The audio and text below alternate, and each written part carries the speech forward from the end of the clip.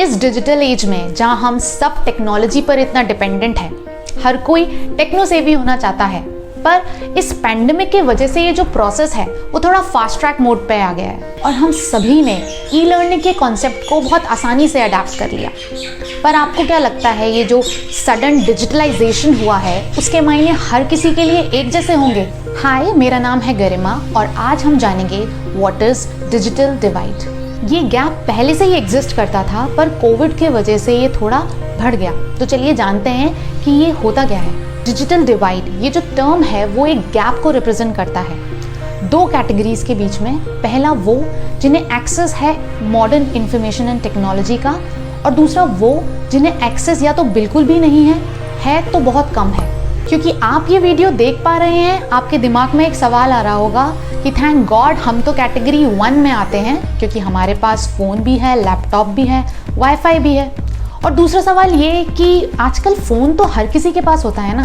पर आपको जान के हैरानी होगी, NSO यानी कि नेशनल स्टैटिस्टिकल ऑर्गेनाइजेशन की रिपोर्ट के मुताबिक हर 10 में से केवल एक घर में ही कंप्यूटर अवेलेबल है in the form of laptop, desktop या टैबलेट। स्पेशली अगर आज का सिनेरियो देखें जहां हर चीज़ ऑनलाइन की तरफ स्विच कर रही है, work from home, virtual model of schooling, graduated virtually, ये सभी टर्म्स कॉमन लगते हैं। लेकिन बिना फ़ोन, इंटरनेट या इवन इलेक्ट्रिसिटी के ये सभी शब्द आउट ऑफ द कॉन्टेक्स्ट हैं। यहाँ तक एक बात तो समझ में आती है कि गैप तो एग्जिस्ट करता है, पर इसका रीज़न क्या है? अगर ब्रॉडली डिवाइड किया जाए तो इसके दो कारण हैं। पहला इकोनॉमिक क्राइसिस और दूसरा geographical crisis. Economic crisis income से रिलेटेड है, यानी कि जो लोग ज़्यादा एफ्लुएंट हैं वो नई टेक्नोलॉजी, सेपरेट फ़ोन्स अफोर्ड कर सकते हैं, जबकि दूसरा सेक्शन जिसके लिए आज भी फूड उनकी प्राइमरी नीड्स में आता है और एजुकेशन और टेक्नोलॉजी सेकेंडरी नीड्स में। दूसरा रीज़न है जियोग्राफिक क्राइसिस, जिसे हम रूरल अर्बन डिवाइड भी बोलते हैं।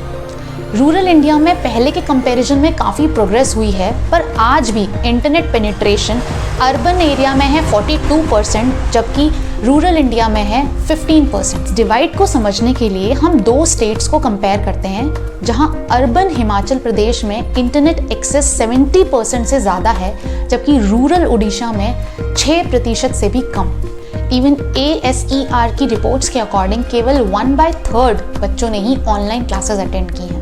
चलिए आप देखते हैं कि इसका सोल्यूशन क्या हो सकता है। जैसा कि हमें पता है कि इंडिया एक डाइवर्स नेशन है, तो कोई एक सोल्यूशन हर स्टेट के लिए एप्लीकेबल नहीं हो सकता।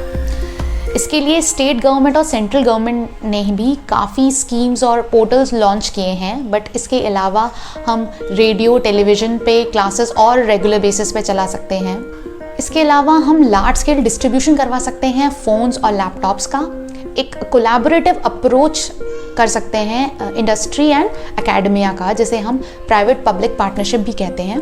इसके साथ ही कुछ ऐसे प्लेटफॉर्म्स बनाए जाएं जो कि अफोर्डेबल हों, एक्सेसिबल हों और ईजी टू यूज़ हों।